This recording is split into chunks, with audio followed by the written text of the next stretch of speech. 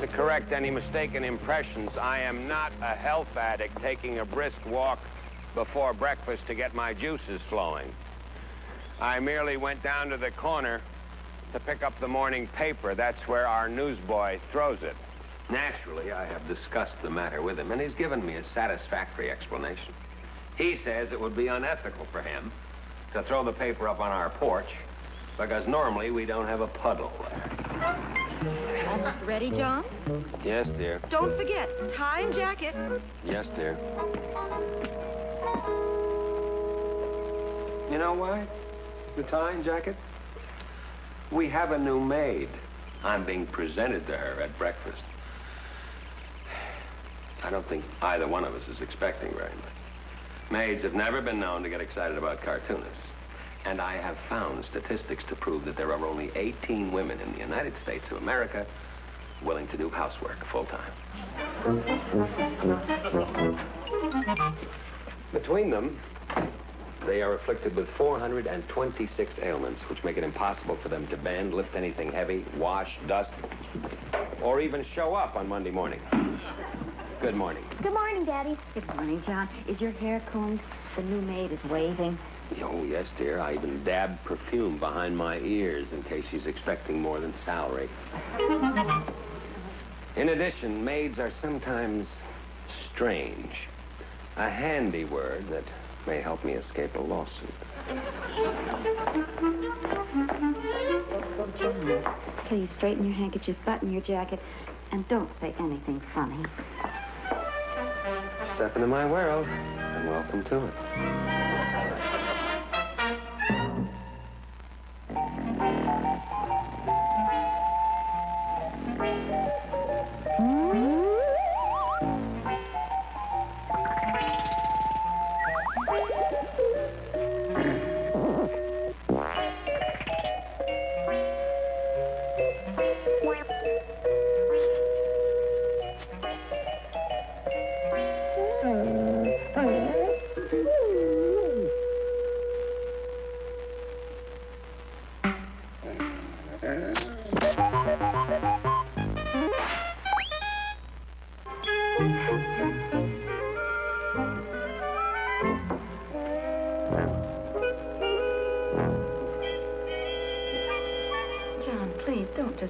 They're moping. She'll hear you. A mope isn't something that can be overheard, Ellen. And I just don't understand why we have to make such a diplomatic function out of a simple introduction. Maid, this is husband. Husband, this is maid. Mrs. Simkins is a little sensitive, and I know she'll feel a lot better if she knows we're all happy and well-adjusted. Okay. I'll try to fake it. Happy, happy. Hello, good morning, Mrs. Simkins. I believe you already know Lydia, and this is my husband, Mr. Monroe. It's an honor to meet you, sir. Oh, what a lovely tie you're wearing. Oh, thank you. It seems to be one of those ties without a label. Well, it's very nice. And you have such a lovely home here. Yes, we like it. This little daughter of yours, so bright, so well-behaved. Yes, we like her, too. And I truly admire this neighborhood. People seem to keep their property up real nice. Yes, they certainly do. Mrs. Simkins, I believe we're ready for you to serve now. Oh, I have your orange juice and coffee right here. And I brought milk for the child. I hope that's all right. I don't care. I'll drink anything. Lydia, milk is fine. I'll go get the rest of the things right now.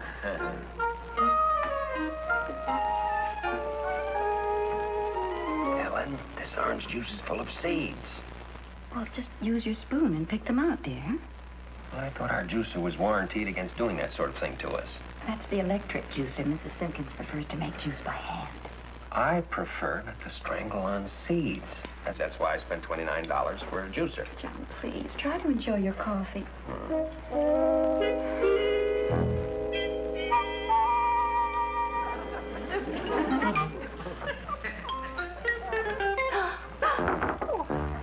I'm terribly sorry, sir. I thought I'd picked all the eggshells out once it come to a boil. This is boiled coffee? Yes, sir. You've got to let it come to a boil. That's what makes the ground sink to the bottom and the eggshells come to the top. I think that's the Archimedes principle, Daddy. Well, it is not mine. Didn't you see the electric percolator on the drain board? Yes, sir, but it wasn't plugged in, so I knew you didn't want me to use it. Helen? Now, John, it's perfectly simple. Mrs. Simkins didn't want to take liberties with the appliances her first day with us. Oh.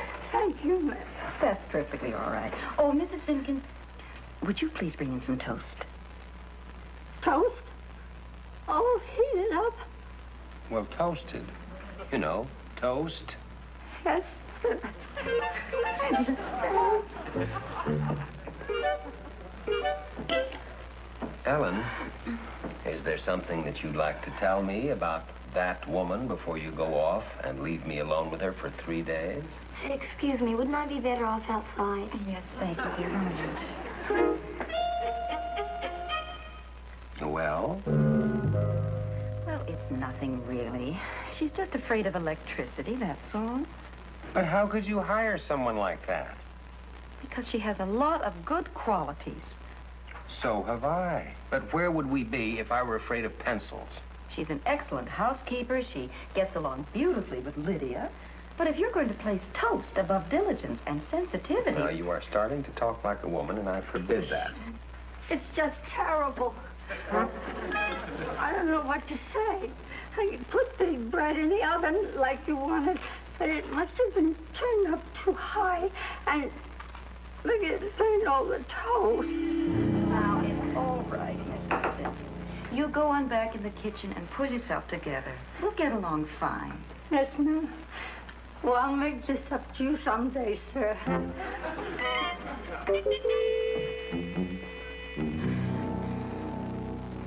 John, she explained to me that she had a close friend who was electrocuted by a toaster several years ago, so naturally... Electrocuted by a toaster? Yes.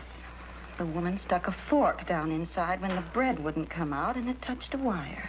You can't be electrocuted that way. You certainly can, if you're standing on a wet floor in your bare feet. Uh-huh. But you must admit that if you're wearing shoes and standing on a dry floor, your chances for survival are excellent. Yes, but a toaster can't hurt you if you don't use it. Now, that's Mrs. Simkins' viewpoint, and I do try to see her side of it. Ellen, you are a warm, understanding person. Now get rid of her. All right. I'll try to put her good qualities out of my mind. Her devotion to anybody who shows her a little kindness. I'll just go out and tell her that you want me to kick her out. She won't. Please, Mrs. Simkins, I'm sure he doesn't hate you. I can spot hatred in a person. I spotted it in my late husband the minute we got married. Mr. Monroe understands now how you feel about electrical things. So just give it a little time. I'm sure the two of you will get used to each other. What do I have to get used to about him? Well, nothing really. He gets a little emotional sometimes. All writers are like that. Mr. Monroe is a writer? Yes, for a magazine. Oh.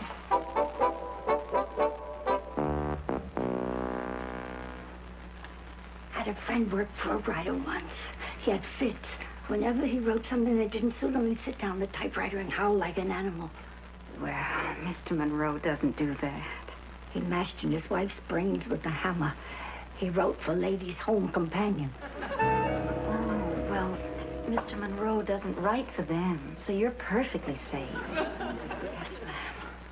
And anyway, you probably won't see much of him while I'm gone. He spends most of his time in the attic. The attic? Yes, he works there. Please, Mrs. Simkins, just try not to disturb him, and I'll see you when I get back on Sunday. Oh, I certainly hope so. Is she fired? Don't be silly, John. Of course not. See? What'd I tell you?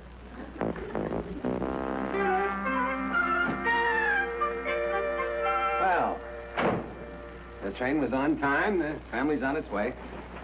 And here we are with the place all to ourselves. Yes, sir. That's the way it is. I won't interrupt you. I'll just go upstairs. Yes, sir.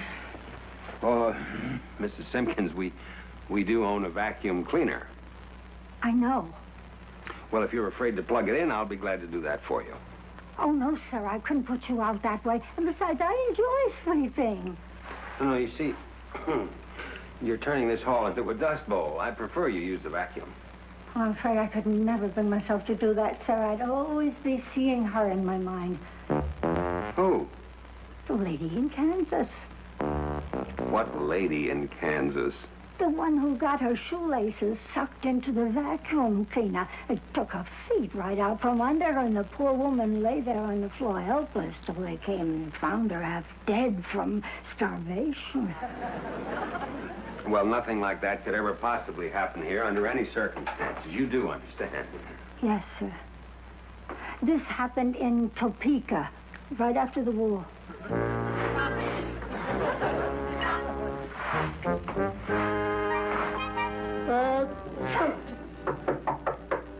I'm sorry to bother you, sir. What is it this time, Mrs. Simkins? It's about fixing dinner, mister. The stove is broken. What do you mean? Oh, the pilot light, it went out. Well, light it again. Oh, a close friend of mine knew a lady in Cleveland who tried to light a pilot once. And? And they found her dentures in one of the suburbs. I see. Well, I'll make it easy on both of us. I'll fix my own dinner, and you can have the evening off. Yes, sir. I'll take a bath. Fine. Yes, sir. Would you mind turning the heater on in the bathroom for me? I'll be right down, Mrs. Simkins. Thank you very much, sir. Thank you.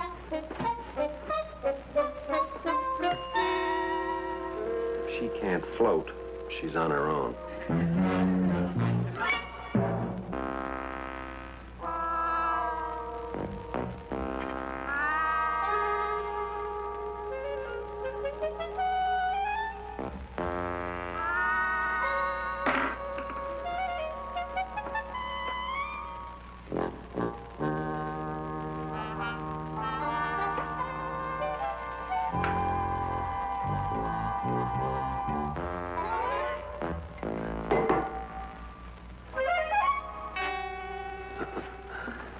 It really was an excellent omelet, but I find that periodic fasting is a stimulant to the creative process.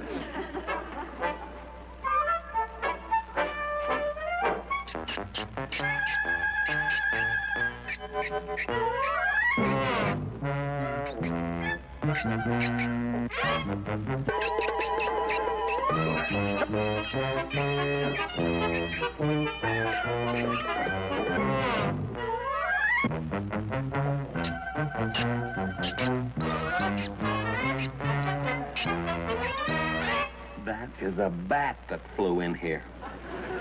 Now, this may seem cowardly, but I happen to know there is nothing that will turn a peaceful bat into a killer quicker than a burned omelet. Excuse me.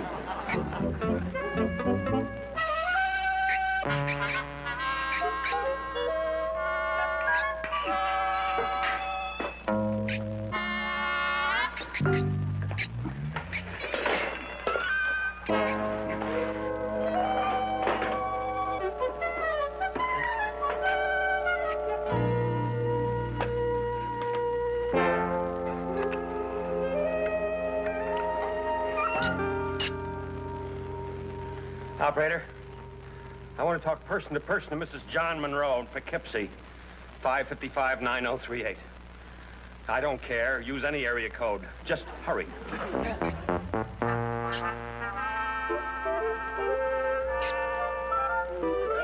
Hello, Ellen. John here. Yes, John, what's wrong? Are you sick? Have you hurt yourself? Oh, don't be silly. I'm just lying down, wondering what's new in Poughkeepsie. Not a thing, John. Well, there's something new here. It's it's a bat, as a matter of fact. It's flown into the room. Well, just ignore it. It'll find its way out again. Ellen, I don't mean to alarm you, but actually they are vicious. They get in your hair and bite your head. Bats are not just birds, you know. They're mammals. What's wrong with mammals? All of our friends are mammals. That is irrelevant. Our friends don't come over here and fly all over the room. Well, it's probably frightened. Just ignore it. It'll find its way out or go to sleep. It doesn't look sleepy, but I'll give it a try.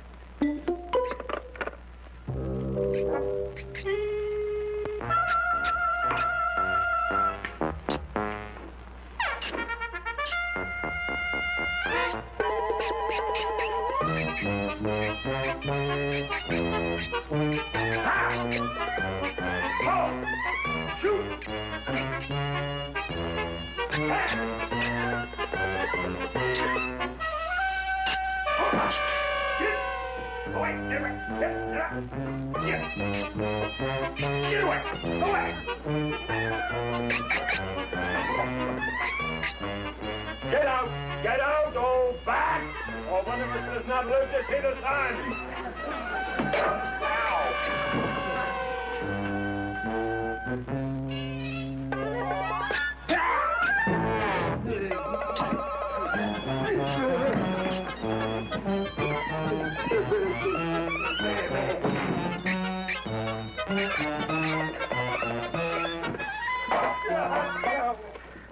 Hello. I surely hate to put you people out, but there's a man throwing a fit in this house.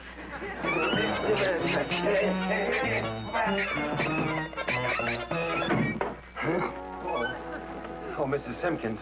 Oh, don't touch me. I beg of you, mister, don't touch me. Don't be childish, Mrs. Simkins, for heaven's sake. A bat flew into my attic. I chased it downstairs. I thought it might have flown in here. Nothing's been in my room except you. I beg your pardon. It was just a reflex action. You wouldn't touch me, would you? No, I wouldn't touch you. Somehow I believe you. Well, I'm most appreciative. Now, if you'll excuse me.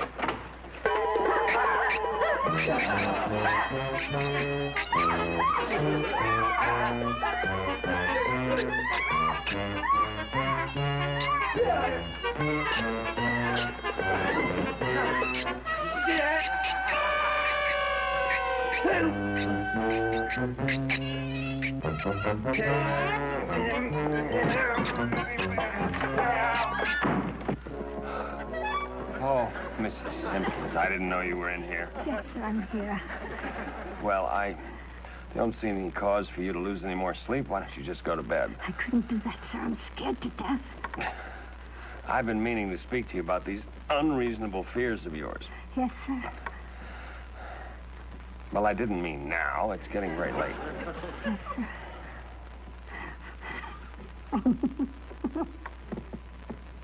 Well, what's so funny? I was just picturing what Mrs. Monroe would think if she knew we were here together late at night with me only in my gown. I gave you my word, Mrs. Simkins. Now, I'm not going to lay a hand on you. I know. It's just what would people think?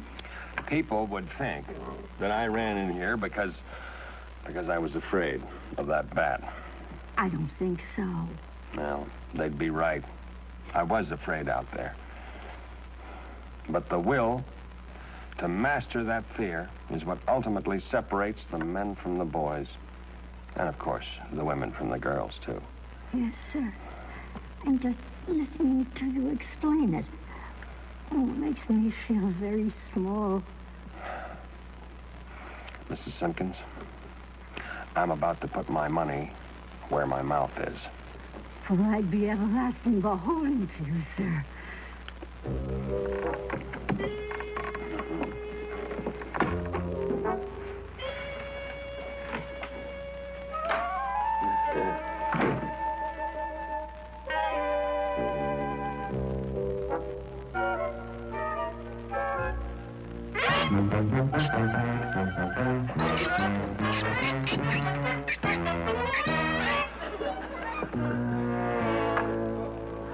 The bat has been vanquished. Truly, sir? You have my word. Be assured it's perfectly safe for you to go back to your room now. Oh, I swear no one's ever risked his life for me before, sir.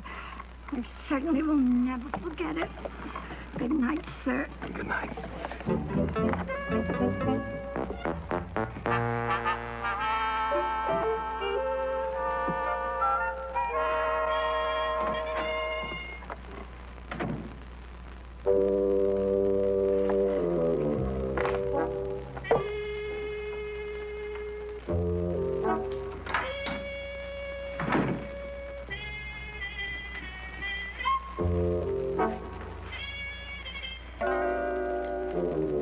Well, what else could I do?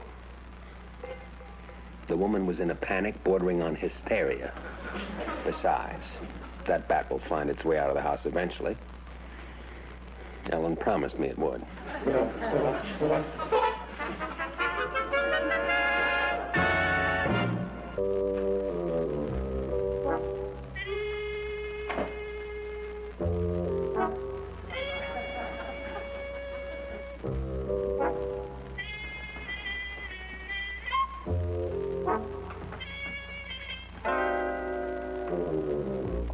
Hi there. Ellen, what are you doing here? Your train was supposed to arrive tonight. I decided to take the early one so Lydia could get a good night's sleep before school. Oh. John, did you miss me? Oh, sure, of course. Things have been pretty dull around here. Just work and sleep. Well, something had an effect on Mrs. Simkins. Do you know she just made toast in the toaster without my even asking? Did she really? She said it was the example of courage you set that inspired her.